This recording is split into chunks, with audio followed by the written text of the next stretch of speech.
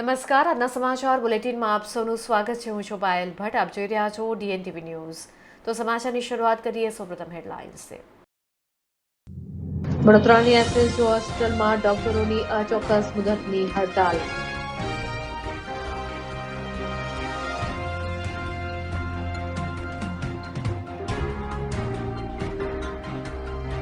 વડોદરાના નવલખી મેદાનમાંથી ડીકમ્પોઝ હાલતમાં મળી આવ્યો મૃતદેહ।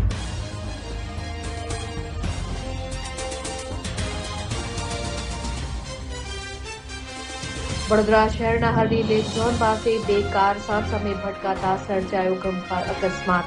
એક કાર ચાલકનું ઘટનાસ્થળ પર જ કરું મોત।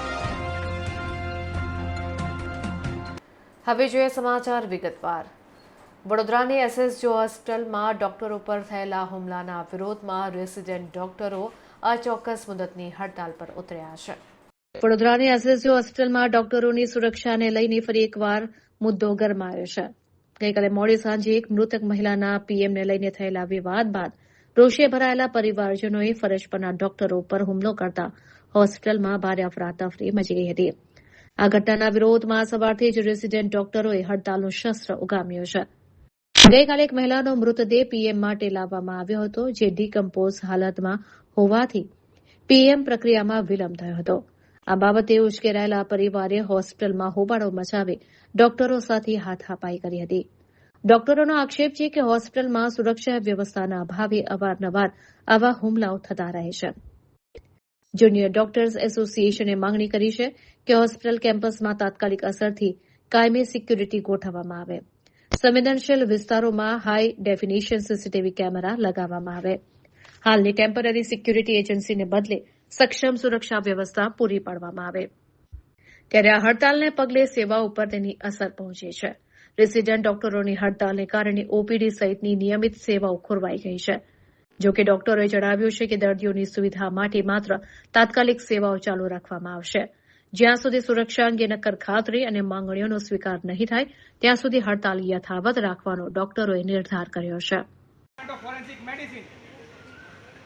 ગઈકાલે જે ડૉક્ટરો પર હિચકારો હુમલો થયો હતો, ક્લાસ 1 અધિકારી તથા અમારા રેસિડેન્ટ તબીબ તથા વર્ગ 4ના કાર્યકરો પર, એના પ્રતિસાદ રૂપે આજે અમારા જુનિયર ડૉક્ટર એસોસિએશનના ડૉક્ટરોએ ફક્ત ઇમરજન્સી સેવાઓ ચાલુ રાખી છે અને રૂટીન સેવાઓથી તે લોકો અળગા રહ્યા છે। એટલે એક જાતની પાર્શિયલ હડતાલનું એલાન કર્યું છે અને આજે એ લોકો સૂત્રોચ્ચાર સાથે પોતાનો વિરોધ નોંધાવવા અને પ્રતિકાર કરવા માટે અત્રે મારી કચેરીની સામે ઉપસ્થિત થયા છે।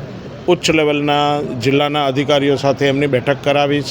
ગઈકાલે એમના જે મુખ્યત્વે જે પ્રશ્નો હતા સિક્યુરિટીના, એનું પાર્શિયલ નિરાકરણ અમે લાવી દીધું છે। હાલ પૂરતી બાઉન્સર જેવી સેવાઓ અમે જ્યાં આગળ મેક્સિમમ દર્દી અને સારવાર આપતા ડૉક્ટરો વચ્ચે ઘર્ષણ થાય તેવી જગ્યાઓથી એ બધી જગ્યાએ બાઉન્સરોને તૈનાત કર્યા છે। સિક્યુરિટી સેવાઓ સુદૃઢ કરી છે। અમારું સીસીટીવી સર્વેલન્સ છેલ્લા 1.5 વર્ષમાં ઉત્તરોત્તર પ્રગતિ પામી રહ્યું છે અને સેન્ટ્રલ મોનિટરિંગ સેવાઓ અમારી પાસે ઉપલબ્ધ છે। કેમ્પસની અંદર અમુક જે નાના મોટા પીઆઈઓના પ્રશ્નો હતા, ઇલ્યુમિનેશનના પ્રશ્નો હતા, એ બધા અમે સોલ્વ કર્યા છે અથવા તો 48 કલાકની અંદર સોલ્વ કરી દેવાનો વાયદો આપ્યો છે। અને આ સાથે હું મારા જુનિયર ડૉક્ટરોને, જે મારું જ કુટુંબ છે, એમને હું અપીલ કરું છું કે દર્દીની સેવાઓ ખોરંભે ના પાડશો, પરત ડ્યુટી પર આવી જાઓ। પ્રશ્નોનું નિરાકરણ તો કુટુંબમાં સાથે બેસીને જે રીતે નિરાકરણ થાય તેવી રીતે ચોક્કસ કરીશું અને સરકારશ્રીની બી આ જ ઈચ્છા છે, નેમ છે। ગઈકાલે જે ફોરેન્સિક ડિપાર્ટમેન્ટની અંદર જે બનાવ બન્યો એના અંતર્ગત હોસ્પિટલની સિક્યુરિટી વધારવા માટે આ હડતાલ કરવામાં આવી છે। જ્યાં સુધી અમારી માંગણીઓ સંપૂર્ણ રીતે પૂરી નહીં થાય ત્યાં સુધી આ હડતાલ ચાલુ રાખવાનો નિર્ણય લેવામાં આવ્યો છે। અમારી માંગણીઓમાં એવું છે કે હોસ્પિટલની અંદર દરેક જગ્યા ઉપર સિક્યુરિટી સઘન કરવામાં આવે, ટેમ્પરરી સિક્યુરિટી નહીં, કાયમી સિક્યુરિટી કમ્પલસરી હોય અને ડૉક્ટર સુરક્ષિત વાતાવરણમાં કામ કરી શકે, એ અમારી માગણી છે। આજે સિક્યુરિટી અત્યારે છે એ બરોબર તમે ખુશ છો? અત્યારે સિક્યુરિટી જે મૂકવામાં આવી છે ટેમ્પરરી બેઝિસ પર મૂકવામાં આવી છે। કાયમી સિક્યુરિટી હોય અને લાંબા સમય સુધી કામ કરે એવી સિક્યુરિટી હોય। વડોદરાના નવલખી મેદાનમાંથી ડીકમ્પોઝ હાલતમાં મૃતદેહ મળી આવતા વિસ્તારમાં ચકચાર મચી ગઈ છે। નવલખી મેદાનના અવાવરૂ ભાગમાંથી પસાર થતા નાગરિકોને દુર્ગંધ આવતા મામલો સામે આવ્યો હતો, જેમાં તપાસ દરમિયાન જાણવા મળ્યું હતું કે ત્યાં એક અજાણ્યા વ્યક્તિનો મૃતદેહ પડ્યો છે, જે લાંબા સમયથી ત્યાં હોવાને કારણે સંપૂર્ણપણે કોવાઈ ગયો હતો. મૃતદેહ એટલી હદે વિકૃત થઈ ગયો છે કે પ્રાથમિક દ્રષ્ટિએ તે પુરુષ છે કે મહિલા તે ઓળખવું પણ મુશ્કેલ બન્યું છે. આ ઘટનાની જાણ થતાં જ વડોદરા શહેર પોલીસનો કાફલો ઘટના સ્થળ ઉપર દોડી આવ્યો હતો. પોલીસે પંચનામું કરી મૃતદેહને પોસ્ટમોર્ટમ અર્થે સયાજી હોસ્પિટલ ખાતે ખસેડ્યો છે. ડીએનએ ટેસ્ટ અને ફોરેન્સિક તપાસ બાદ જ મૃતકની ઓળખ અને મોતના ચોક્કસ કારણની જાણ થશે. પોલીસ હાલમાં શહેરના ગુમ થયેલા વ્યક્તિઓની યાદી સાથે તપાસ કરી રહી છે. નવલખી મેદાન અગાઉ પણ ગંભીર ગુનાઓને કારણે વિવાદમાં રહ્યું છે. અગાઉ અહીં બનેલી સામૂહિક દુષ્કર્મ જેવી ઘટનાઓ છતાં ફરી એકવાર અવાવરૂ જગ્યાએથી લાશ મળી આવતા લોકોમાં ફાળ પડી છે. હાલમાં આ મામલે પોલીસે અકસ્માતે મોતનો ગુનો નોંધી વધુ તપાસ હાથ ધરી છે.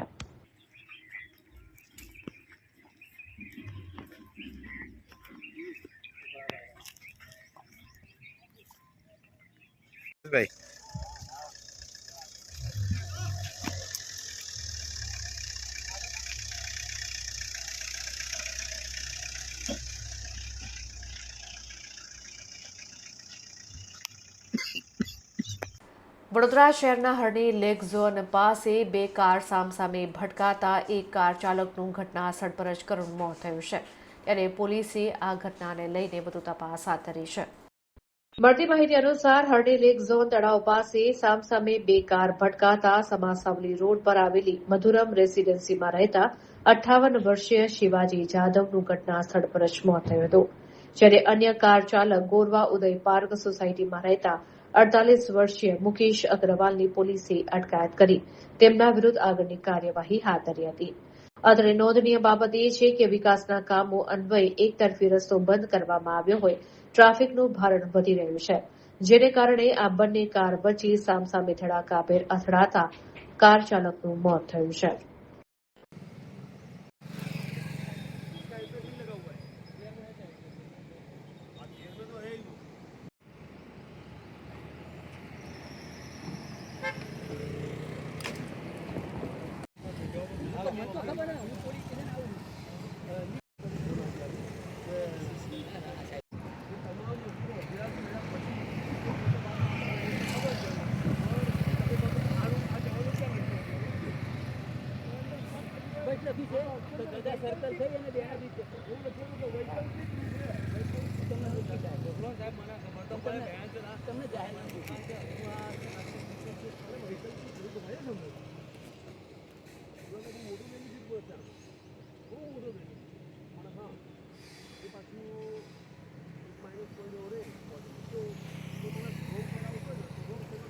અમદાવાદના એક પાર્ટી પ્લોટ ખાતે ગુજરાત ગૌરવ ટેલેન્ટ એવોર્ડ 2026નું આયોજન કરવામાં આવ્યું હતું.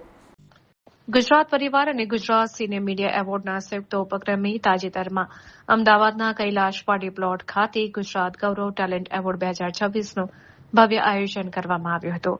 આ કાર્યક્રમમાં દિવ્યાંગોના ઉત્થાન અને નિસ્વાર્થ સેવા માટે સમર્પિત ગાયત્રી વિકલાંગ માનવ મંડળના અધ્યક્ષ ડોક્ટર રૂકમણી દેવી જગદીશચંદ્ર મહેશ્વરીનું વિશેષ સન્માન કરવામાં આવ્યું હતું. સેવા અને સમર્પણનો સંગમ ગુજરાત પરિવારના ફાઉન્ડર ચેરમેન અમિતભાઈ પટેલ દ્વારા આયોજિત આ સમારોહનો મુખ્ય ઉદ્દેશ દિવ્યાંગો પ્રત્યે હમદર્દી જગાડવી અને સમાજમાં તેમનો આત્મવિશ્વાસ વધારવાનો હતો. ડોક્ટર રૂકમણી દેવીને તેમની શ્રેષ્ઠ પ્રતિભા અને સકારાત્મક ઉર્જા બદલ અમિતભાઈ પટેલ તેમજ ગુજરાતી ફિલ્મોના જાણીતા કલાકારો અને એડિટરના હસ્તે મોમેન્ટો એવોર્ડ અને શાલ ઓઢાડીને ગુજરાતનું ગૌરવ તરીકે નવાજવામાં આવ્યા હતા. તો સન્માન સ્વીકારતા ડોક્ટર રૂકમણી દેવીએ જણાવ્યું હતું કે એક મંચ પર દિવ્યાંગોના કાર્યને બિરદાવવાથી સેવાની ભાવના વધુ પ્રબળ બને છે. નિસ્વાર્થ ભાવે કરેલી જનસેવાનો બદલો ઈશ્વર જરૂર આપે છે. તેમણે અમિતભાઈ પટેલની કામગીરીની પ્રશંસા કરતા ઉમેર્યું કે આવા આયોજનથી સમાજમાં નવો ઉત્સાહ અને ઉમંગનો સંચાર થાય છે. આ પ્રસંગે ઉપસ્થિત મહાનુભાવોએ ડોક્ટર મહેશ્વરીના ઉજ્જવળ ભવિષ્ય માટે શુભેચ્છા પાઠવી હતી. કાર્યક્રમના અંતે પ્રજાના હિતમાં અને દિવ્યાંગોના આદર્શ બની કાર્ય કરવાની નેમ સાથે આ ગૌરવવંતો સમારોહ સંપન્ન થયો હતો. વડોદરામાં કલા મંડપમ દ્વારા વિશ્વ નૃત્ય દિવસની ભવ્ય રીતે ઉજવણી કરવામાં આવી, જેમાં 130થી વધુ કલાકારોએ ધૂમ મચાવી હતી. વિશ્વ નૃત્ય દિવસ 2026ના ઉપલક્ષમાં વડોદરાની રોઝરી સ્કૂલના ઓડિટોરિયમમાં કલા મંડપમ કાર્યક્રમનું શાનદાર આયોજન કરવામાં આવ્યું હતું. ડોક્ટર મીના બારોટ ડોડેજાના માર્ગદર્શન હેઠળ શ્રી કલા કેન્દ્ર દ્વારા આયોજિત આ કાર્યક્રમમાં જ્યાં પેઢીઓ નૃત્યના લયમાં એક થાય છે, બધાએ નૃત્ય કરવું જ જોઈએ થીમ પર ભાર મૂકવામાં આવ્યો હતો. કલા અને સંસ્કૃતિનો ત્રિવેણી સંગમ આ કાર્યક્રમમાં શાસ્ત્રીય, આધુનિક અને લોક નૃત્ય એમ 3 શૈલીઓનો અનોખો સમન્વય જોવા મળ્યો. 130થી વધુ પ્રતિભાવાન કલાકારોએ પોતાની કલા રજૂ કરી પ્રેક્ષકોને મંત્રમુગ્ધ કર્યા હતા. આ મંચે નવી પ્રતિભાઓને પોતાની શક્તિ પ્રદર્શિત કરવાની ઉત્તમ તક પૂરી પાડી હતી. માતૃત્વ અને સેવાનો ભાવ કાર્યક્રમનું મુખ્ય આકર્ષણ જોવા મળ્યું, જેમાં દિવ્યાંગ વિદ્યાર્થીનીઓ અને તેમની માતાઓ દ્વારા પ્રસ્તુત કરવામાં આવેલું વિશેષ નૃત્ય હતું. આ પ્રસ્તુતિએ સાચા અર્થમાં પેઢીઓને જોડવાની અને નૃત્ય દ્વારા અવરોધો દૂર કરવાની થીમને સાર્થક કરી હતી. અભિનય અને વિવિધ પૌરાણિક તેમજ સામાજિક કથાઓના સર્જનાત્મક સંયોજનથી કાર્યક્રમ ખૂબ જ ભાવવાહી બન્યો હતો. હેતુ અને મહત્વ કલા મંડપમનો મુખ્ય ઉદ્દેશ પરંપરાગત સાંસ્કૃતિક મૂલ્યોને આધુનિક સર્જનાત્મકતા સાથે જોડી પેઢીઓ વચ્ચેના અંતરને ઘટાડવાનો હતો. આ કાર્યક્રમ સાંસ્કૃતિક એકતા અને કલાત્મક ઉત્કૃષ્ટતાનું પ્રતીક બન્યો હતો, જેણે નૃત્યને એક વૈશ્વિક ભાષા તરીકે પ્રસ્થાપિત કર્યો હતો.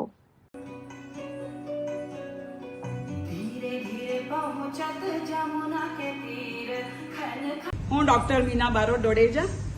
બધાને નૃત્ય દિવસની ખૂબ ખૂબ શુભકામના. આજે નૃત્ય દિવસ જે છે એ યુનેસ્કો દ્વારા ડિસાઇડેડ છે, નક્કી કરેલ દિવસ છે, જે આખું દુનિયા આ દિવસને થિયેટર દિવસ તરીકે અને નૃત્ય દિવસ તરીકે એને સેલિબ્રેટ કરે છે. અમે શ્રી કલા કેન્દ્ર દર વર્ષે આ નૃત્ય દિવસની ઉજવણી કરીએ છીએ.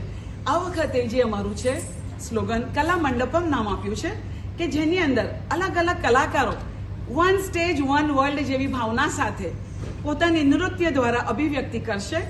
અને શાસ્ત્રીય નૃત્ય છે, ફોક ડાન્સ છે, ક્રિએટિવ ડાન્સ છે, ગીદ્દા, મારા સ્પેશિયલ બચ્ચાઓ, મારા દિવ્યાંગ બાળકો પણ અમારી સાથે અમારે જોડાશે. દર વખતે અમે બધા સાથે મળીને આ વર્લ્ડ ડાન્સ ડે કરીએ છીએ. આ વર્લ્ડ ડાન્સ ડેની અંદર અંજલિ મેમોરિયલ કમિટી છે, કૌસ્તુભ ઇવેન્ટ છે, દિવ્યાંજલિ છે, કોર કમિટીના અમારા હેડ ટ્રસ્ટી સમાન રવિન્દર કૌર ભારદ્વાજ, કાશ્મીરાબેન ભાઈદાસના, ડૉક્ટર સીમા બેદી, માલા મહેતા, સ્મિતાબેન સાઠે, આવા ઘણા બીજા પણ કલાકારો, ટીચર્સ, બધા અમે મળીને કામ કરી રહ્યા છે. મંજુ મેડમ જે એમના સ્પેશિયલ અમારા બાળકોને લઈને આવ્યા છે. તો કહેવાય ને કે હું બહુ જ ઉત્સાહી છું. અને આ નૃત્ય દિવસે બધાને ફરીથી બહુ જ શુભકામના. નમસ્તે. વડોદરા શહેરના કારેલીબાગ વિસ્તારમાં આવેલ રાત્રિ બજાર પાસે સર્જાયેલા એક ભૂવામાં 18 વર્ષીય યુવક ખાબક્યો હતો. આ યુવકનું ભારે જહેમત બાદ રેસ્ક્યુ કરવામાં આવ્યો હતો. ઇજાગ્રસ્ત યુવકને સારવાર અર્થે હોસ્પિટલમાં ખસેડવામાં આવ્યો હતો. ગઈકાલે રાત્રે શહેરના કારેલીબાગ વિસ્તારમાં આવેલા વુડા સર્કલ રાત્રિ બજારની સામે નવીન સાઇડની કામગીરી દરમિયાન એકાએક મોટો ભૂવો પડતા અફરાતફરી મચી ગઈ હતી. આ દુર્ઘટનામાં એક 18 વર્ષીય યુવક ઊંડા ખાડામાં ખાબક્યો હતો. આ ઘટના ઘટી ત્યારે આસપાસના રાહદારીઓ તાત્કાલિક મદદે દોડી આવ્યા હતા. સ્થાનિક લોકોએ તુરંત જ 108 ઇમરજન્સી એમ્બ્યુલન્સ અને ફાયર બ્રિગેડને જાણ કરી હતી. ફાયર બ્રિગેડની ટીમે ઘટનાસ્થળે પહોંચી ભારે જહેમત બાદ યુવકને ખાડામાંથી બહાર કાઢ્યો હતો. યુવકને શરીરે ઈજા પહોંચી હોવાથી તેને તાત્કાલિક ધોરણે એસએસજી હોસ્પિટલ ખાતે સારવાર અર્થે ખસેડવામાં આવ્યો છે.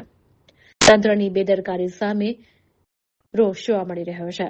વડોદરાના વિવિધ વિસ્તારોમાં હાલ ખોદકામની કામગીરી ચાલી રહી છે, પરંતુ કામગીરીના સ્થળે પૂરતા બેરિકેડિંગ કે ચેતવણીના બોર્ડ ન હોવાને કારણે આવા અકસ્માતો સર્જાતા હોવાનો આક્ષેપ સ્થાનિકો દ્વારા કરવામાં આવી રહ્યો છે.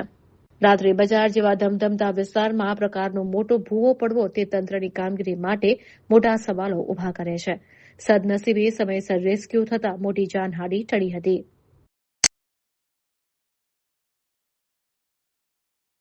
સ્થાનિક સ્વરાજ્યની ચૂંટણીમાં વોર્ડ નંબર 9માં ભાજપના વિજેતા થયેલા ચારેય ઉમેદવારોએ સાંસદ એવા ડોક્ટર હેમાંગ જોશીની શુભેચ્છા મુલાકાત લીધી હતી. સ્થાનિક સ્વરાજ્યની ચૂંટણીમાં ઐતિહાસિક વિજય મેળવ્યા બાદ વોર્ડ નંબર 9ની પેનલે વિકાસના સંકલ્પ સાથે નવી ઇનિંગની શરૂઆત કરી છે. આ વિજયના ઉત્સાહ વચ્ચે વોર્ડ નંબર 9ના ચારેય વિજેતા કાઉન્સિલરોએ વડોદરાના સાંસદ ડોક્ટર હેમાંગ જોશીની શુભેચ્છા મુલાકાત લીધી હતી. દિવાળીપુરા સ્થિત નવી કલેક્ટર કચેરી ખાતે આવેલા સાંસદ કાર્યાલયમાં આ મિલન યોજવામાં આવ્યું હતું. વડોદરાના લોકપ્રિય સાંસદ ડોક્ટર હેમાંગ જોશીએ વિજેતા ઉમેદવારોનું ઉષ્માભર્યું સ્વાગત કર્યું હતું. તેમને વોર્ડ નંબર 9ના યુવા અને ઉત્સાહી કાઉન્સિલર શ્રીરંગ આયરે, પરેશ બ્રહ્મભટ્ટ, સુરેખાબેન ચૌહાણ, દક્ષિતાબેન રાયને જીત બદલ અભિનંદન પાઠવ્યા હતા. તો વિશેષ સ્મૃતિચિહ્ન તરીકે સાંસદ દ્વારા ચારેય કાઉન્સિલરોને સારંગપુર હનુમાનજીની ફોટો ફ્રેમ અર્પણ કરવામાં આવી હતી. આ મુલાકાત દરમિયાન સાંસદે હનુમાનજીના આશીર્વાદ સાથે લોકસેવાની નવી જવાબદારી સુપેરે નિભાવવા બદલ પ્રોત્સાહન આપ્યું હતું. તેમણે આશા વ્યક્ત કરી હતી કે આ ચારેય પ્રતિનિધિઓ મળીને વોર્ડ નંબર 9ના વિકાસના કામોને નવી ઊંચાઈએ લઈ જશે અને પ્રજાના પ્રશ્નોનું ત્વરિત નિરાકરણ લાવશે. વોર્ડ નંબર 9ના ચારેય કાઉન્સિલરોએ પણ સાંસદનો આભાર માનતા જણાવ્યું હતું કે તેઓ એક ટીમ તરીકે રહીને વિસ્તારમાં સર્વાંગી વિકાસ માટે કટિબદ્ધ રહેશે. આ શુભેચ્છા મુલાકાતે આગામી સમયમાં વોર્ડના વિકાસના કામોમાં વધુ વેગ આવવાના સંકેત આપ્યા છે.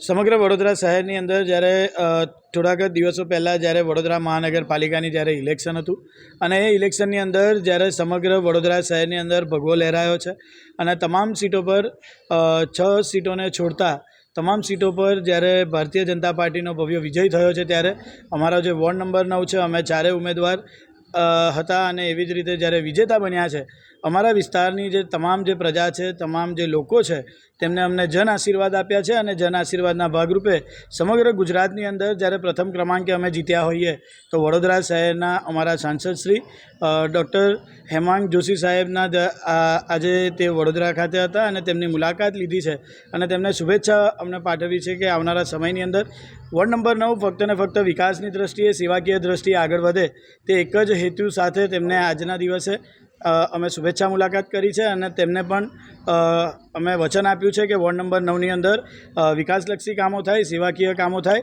અને સતત 5 વર્ષ સુધી અમે ચારેય કાઉન્સિલર એકત્ર રહીને તે કામોને પ્રગતિની ગતિએ આગળ વધારીએ તે માટે જ આજના દિવસે તેમને શુભેચ્છા મુલાકાત કરી. સ્થાનિક સ્વરાજ્યની ચૂંટણીમાં વડોદરા મહાનગર અને સમગ્ર ગુજરાતમાં ભારતીય જનતા પાર્ટીની વિકાસની વિચારધારાનો જે જ્વલંત વિજય થયો છે ત્યારે આજે તમામ વોર્ડના વિજેતા ઉમેદવારોને મળવાનો સિલસિલો યથાવત છે. તમામ જે વિજેતા ઉમેદવારો છે એમને સાથે મળી, સંગઠનના વોર્ડના પ્રમુખ એમને મળી અને આવનારા દિવસોની અંદર જનતાએ જે કોઈ અપેક્ષા રાખી અને ભારતીય જનતા પાર્ટીના આશીર્વાદ આપ્યા છે એ ચૂંટાયેલી પાંખ અને સંગઠન સાથે મળી અને ખૂબ સારું કાર્ય કરે એ બાબતે એમને શુભકામનાઓ પણ પાઠવી છે અને સૌ સાથે મળી અને વિકસિત વડોદરાથી વિકસિત ગુજરાત અને વિકસિત ગુજરાતથી વિકસિત ભારતના સંકલ્પને સાકાર કરવા માટે કટિબદ્ધ થઈએ એ બાબતે સૌને સંકલ્પબદ્ધ કર્યા છે. કરજણ પોલીસ કસ્ટડીમાં વૃદ્ધ આરોપીના આપઘાતના મામલે કરજણ બાર એસોસિએશન દ્વારા જિલ્લા એસપીને આવેદનપત્ર આપીને આ સમગ્ર ઘટનાની સીબીઆઈ તપાસની માંગ કરવામાં આવી છે. થોડા દિવસ પહેલા કરજણ ગામના એક વ્યક્તિ ગુમ થયા હતા, જેની ફરિયાદ પોલીસ મથકે નોંધાઈ હતી. ટૂંક સમયમાં જ તે વ્યક્તિનો મૃતદેહ એક કોથળામાં બંધ હાલતમાં કેનાલ પાસેથી મળી આવ્યો હતો. પરિવારજનોએ આક્ષેપ કર્યો હતો કે આ એક આયોજિત હત્યા છે. પોલીસ તપાસ બાદ આ ગુનામાં એક 70 વર્ષીય વૃદ્ધની ધરપકડ કરવામાં આવી હતી. પોલીસ અટકાયત દરમિયાન વૃદ્ધે ગુનાની કબૂલાત કરી હોવાનું જાણવા મળ્યું છે. ત્યારબાદ જેલમાં જ મૃત્યુ આપઘાત કર્યો હોવાની માહિતી બહાર આવતા ચકચાર મચી ગઈ છે. આ ઘટનાને પગલે પોલીસની કામગીરી સામે ગંભીર સવાલો ઉભા થયા છે. ત્યારે કરજણ બાર એસોસિએશનના સભ્યો મોટી સંખ્યામાં એકત્રિત થયા હતા અને જિલ્લા પોલીસ વડાને આવેદનપત્ર પાઠવ્યું હતું. વકીલ મંડળની મુખ્ય માંગણીઓ હતી કે જેમાં હત્યા કેસ અને ત્યારબાદ કસ્ટડીમાં થયેલા આપઘાતની તટસ્થ તપાસ સીબીઆઈને સોંપવામાં આવે. કસ્ટડીમાં આરોપીના સુરક્ષાના અભાવ માટે જવાબદાર અધિકારીઓ સામે પગલાં લેવામાં આવે તેમજ મૃતકના પરિવારજનોને વહેલી તકે ન્યાય મળે. આ મામલે કરજણ પંથકમાં ભારે રોષ જોવા મળી રહ્યો છે અને કાયદાકીય વર્તુળોમાં પણ આ કસ્ટોડિયલ ડેથ ચર્ચાનો વિષય બન્યો છે.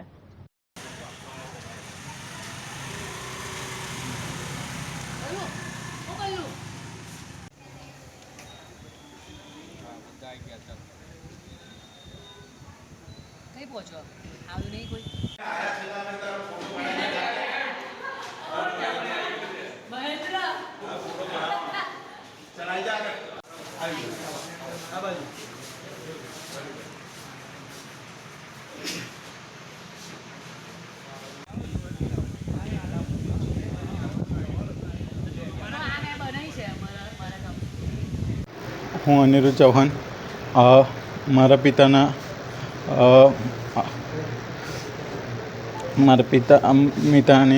મોત નિપજાવવામાં આવ્યું. ત્યારબાદ આરોપીની અટક થઈ અને આરોપીને પણ લોકઅપમાં ગળે ફાંસો ખાઈને મૃત્યુ નિપજ્યું છે એવું જાણવા મળેલું.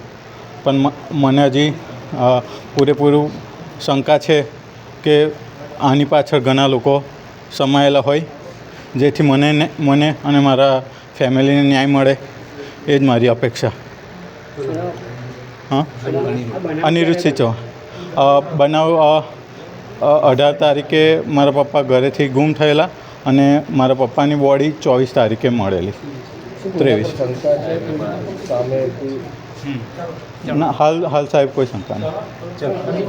અમારા વકીલ મિત્ર છે અનિરુદ્ધજી ચૌહાણના પિતાશ્રી તારીખ 18/4/2026ના રોજ ગુમ થયેલા. તે બાબતે એમને જાણવા જોગ આપેલી અને 23 તારીખે એમને મૃતદેહ મળી આવે છે એ કેનાલની બાજુમાંથી, જ્યારે એ પીએમ માટે મોકલી આપેલો. ત્યારબાદ પોલીસ તારીખ 24 તારીખે ત્યારે 26 ના આરોપીને જે પકડીને રજૂ કરે એ આરોપી ફક્ત એક જ આરોપી અને એ બી 70 વર્ષની ઉંમરના વ્યક્તિને આરોપીમાં એના રિમાન્ડ માગવામાં આવે કોર્ટમાં. કોર્ટે એમાં રિમાન્ડ મંજૂર કર્યા. તો રિમાન્ડના પ્રથમ દિવસે જ આ કામના આરોપી કસ્ટડીમાં ફાંસો ખાય છે તે બાબતનું જાણ થઈ. અમે બધા સમગ્ર વકીલો ત્યાં ગયેલા કે ભાઈ કઈ રીતે આ કસ્ટોડિયન ડેથ થઈ એ બાબતે કંઈ વ્યવસ્થિત ખુલાસો આપેલો નહીં. પોલીસ સ્ટેશનમાંથી ગયા પણ તેમ છતાંય પણ અમને એક વધુ સુડટ કેમ વધારે થાય છે આ બાબતે કે જે તપાસ છે એ તપાસને અવળા રસ્તે ચઢાવે છે એવું અમને સ્પષ્ટ દેખાય. કેમ કે આ કસ્ટોડિયન ડેથ થવું કેમ? તો આટલેથી આ ચેપ્ટરને વાઇન્ડ અપ કરવા માટેની આ કાર્યવાહી થયેલી એવું મને સ્પષ્ટ દેખાય છે. એટલે અમે વધુ તપાસ અને સારી સુડડ CID મારફતે અથવા તો અન્ય કોઈ એજન્સી મારફતે તપાસ કરે અને આનો સચોટ ન્યાય અપાવે એવી અમારી ખાતરી. કરજણમાં એક કુનાલી કરીને એક ગામ છે, ત્યાં અમારા વકીલ શ્રી અનુસિંહ ચૌહાણના પિતાનું મર્ડર કરવામાં ખૂન કરવામાં આવેલ. તેઓ ખૂન કરવા બાદ તેમને કોથળામાં ભરીને તેમની લાશને કેનલમાં છોડી દેવામાં આવેલ. ત્યારબાદ પોલીસ દ્વારા ઇન્વેસ્ટિગેશન ઓફિસર દ્વારા એક 70 વર્ષના અધેડને ધરપકડ કરવામાં આવ્યો ને એવું જણાવવામાં આવ્યું કે આ વ્યક્તિએ એટલે એમને કબૂલ કર્યું છે કે હું એમ મર્ડર કર્યું છે. ત્યારબાદ તેઓએ કોર્ટમાં તેમને રજૂ કર્યું. કોર્ટમાં રજૂ દરમિયાન 5 દિવસના રિમાન્ડ માંગ્યા. 5 દિવસના રિમાન્ડ મંજૂર થયા.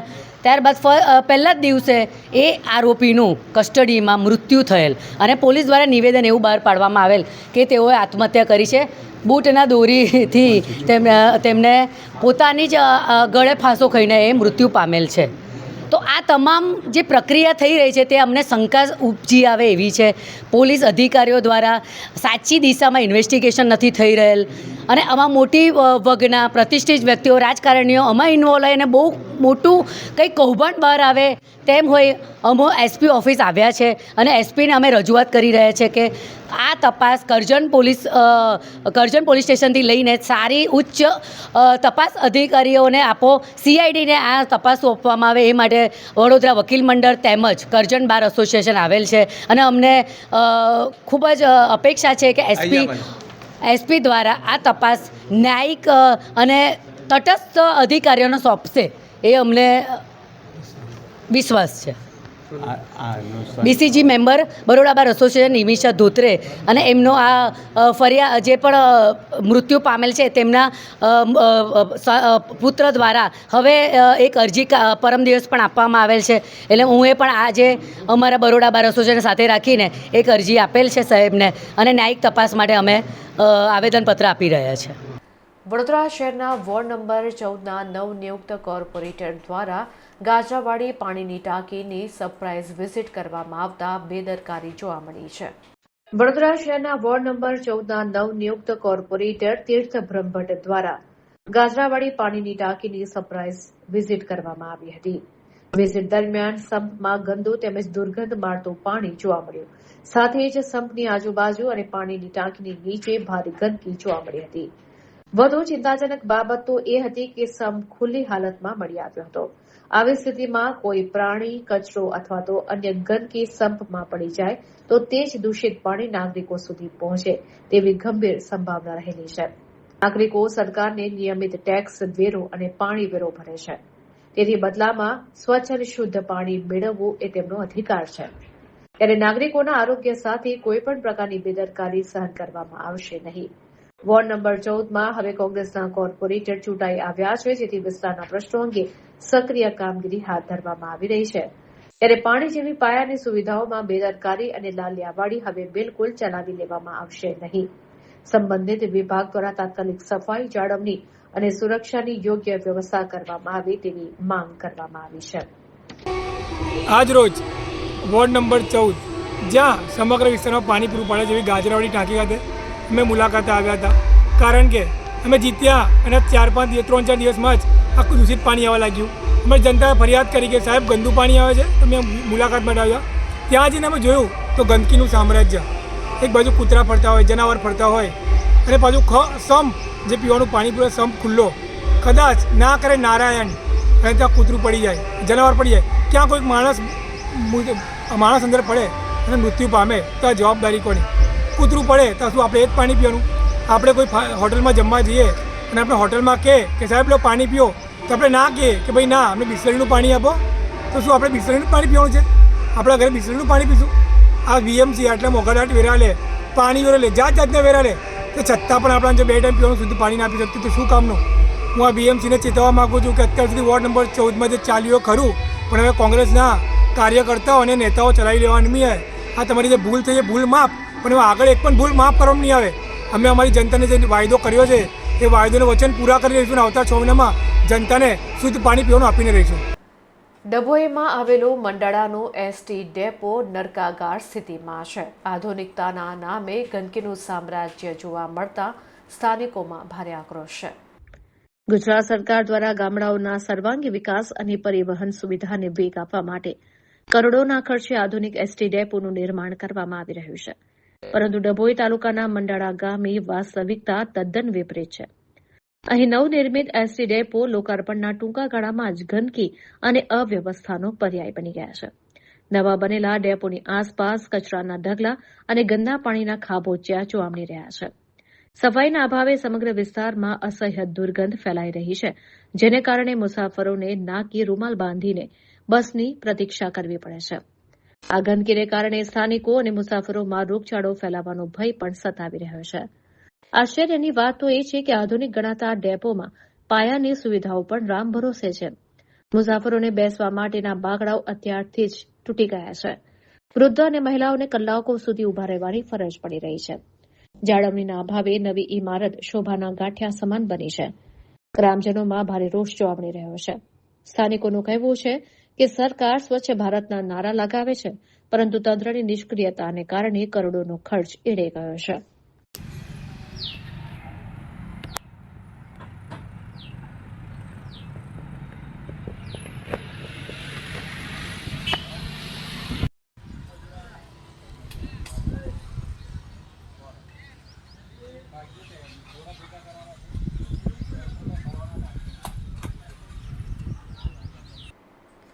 આ હતા અત્યાર સુધીના સમાચાર. વધુ સમાચાર સાથે ફરીથી મળીશું. ત્યાં સુધી અમારી પૂરી ટીમને રજા આપશો.